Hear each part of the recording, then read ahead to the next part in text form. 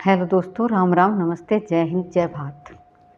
आज मैं आपके सामने बात करना चाहती हूँ कि मैंने बहुत बार ये देखा है कि कुछ लोग आपसी रिश्ते में या अपनी रिश्तेदारियों में कोई एग्रीमेंट कर लेते हैं और उसके बाद में क्या होता है कि उन लोगों के बीच में रजिस्ट्री नहीं करवा पाते, यानी किसी ना किसी कारण से वो एक लंबा टाइम निकल जाता है और उस लंबा टाइम निकलने के बाद वो जो एग्रीमेंट होता है वो 3 साल से ज़्यादा पुराना हो जाता है। तो यह जो मैं आपको बात बताने जा रही हूँ एग्रीमेंट के बारे में, यह एक सच्ची मतलब केस के बारे में ही बता रही हूँ। इसमें क्या होता है, एक भाभी ने जो है ना अपनी ननंद के नाम करवाई थी एक प्लॉट की रजिस्ट्री। और घर के मतलब ननंद और भाभी का रिश्ता जो ना ऐसा था, घरेलू था, जिस पे वो दबाव नहीं डाल सकती थी कि भाई मैं आज ही जो ना आप रजिस्ट्री करवा के जाओ। तो जब उसको ज़रूरत थी पैसों की, ननंद को, तो उसने क्या किया, एक प्लॉट सेल करना था। उसने अपने भाई से रिक्वेस्ट की कि आप लोग ये ले लीजिए और मुझे पैसे दे दीजिए। तो भाभी के पास पैसे थे, अच्छे घर से थी, तो उसने वो पैसे अपनी ननंद को दे दिए। लेकिन जब भी रजिस्ट्री की बात आती वो फ़ोन करती, भैया वो रजिस्ट्री करवा जाओ, तो किसी ना किसी बहाने से वो ननंद मना करती रही।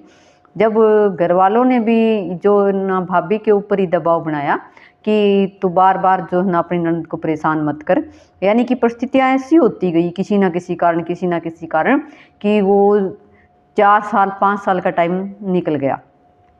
उसके बाद उसकी जो भाभी थी वो परेशान होकर किसी एडवोकेट के पास गई और उसने कई एडवोकेट से सलाह भी ली कि भाई मैंने ऐसे ऐसे एक एग्रीमेंट करवाया था, तो वो उसका टाइम इतना हो गया है। तो बहुत से वकील्स ने ये कहा भाई 3 साल से ज़्यादा का अगर टाइम हो जाता है तो वो एग्रीमेंट जो है ना उसके बेस पे आप रजिस्ट्री नहीं करवा सकते और ना ही एग्जीक्यूशन डाली जा सकती। तो इसके अंदर मैं आपको सिर्फ मोटी सी बात ये बताना चाहती हूँ कि जब भी एग्रीमेंट 3 साल से ज़्यादा पुराना हो तो उसके बेस पे भी रजिस्ट्री हो सकती है, या फिर आप स्पेसिफिक परफॉर्मेंस के तहत कोई भी मतलब एग्रीमेंट के बेस पे आप केस डाल सकते हो।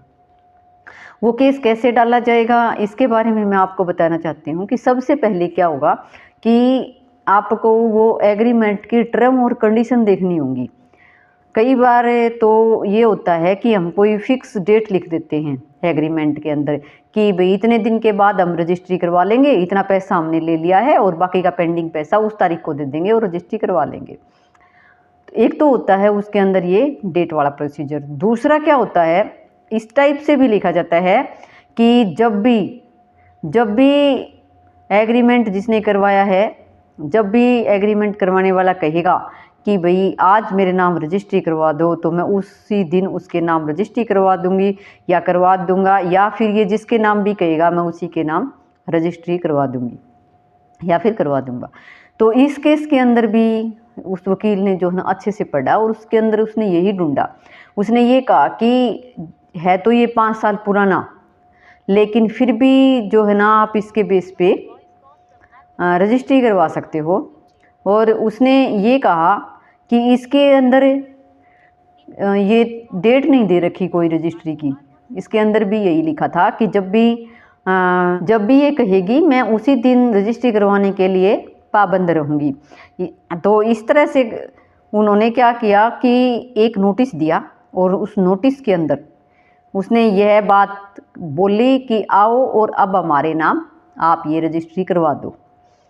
तो नोटिस का जवाब नहीं आया और उसके बाद स्पेसिफिक परफॉर्मेंस का जो है ना केस डाला गया।